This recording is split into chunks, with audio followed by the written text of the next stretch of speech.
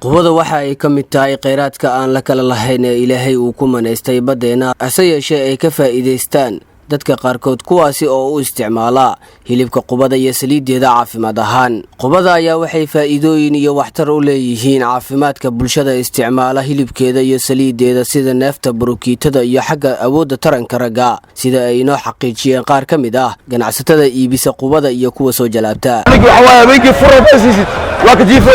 لكن بعد بعشان وقادم اسبتال ونوبل لكن بعشان متاسيس الحمد لله قامت إله رسيستي الحمد لله مفانتي لمع إله ونسيوه مفانتنا لكن بعشان سلوك عقد أنت معنا مركي أو لقوا شيله سبق أخذت البروت ذواتنا ماشي صارون تاي مفانتي الله مستعان علبت دنك أو رجل من واجرت علب أو رجل من ولا استعمل واجرت أروس قلايا أروس كنيك قلايا وكله مفانتي نك أروس كلا يوكله إلى أن كترنا ذي نرجع خذها معنا أو مركين أيوة الرمان أو إسكساحنا وحجينا نوايانا أتذكر كذا الله استعمالها بناك أيضا سدع بري لافر بري كبرنا مجوي كرتين الفلوة فان سدع بري لافر بري أو بيت لافر بري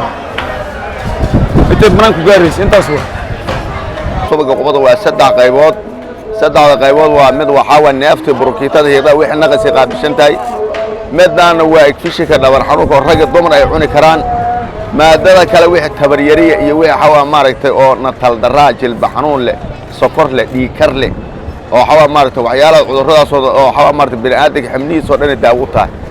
maadaama mid kale saddexaad waxa sii jirta suqur leh oo naaga haweenka la siiyo igfishika qabo dilanka qabo أو مصابيانجا وحنت خويا لاتي صغورة ليلا مركب عايشة سدع عصاي وضو كلا بعضها تعود واساس مركب هيلب كده أطقع هاجرو ذكر كده قبضة هاجرو وكان ذكر كده قبضة أو رجع يا حوا مارت رجع هرب بتن استعمالان هيلب قبضة وكاسة صوت تفاريغ أو حوا عاجر ركوب عيسن أصوت دبيون كنت أصوت تفاريغ وكنا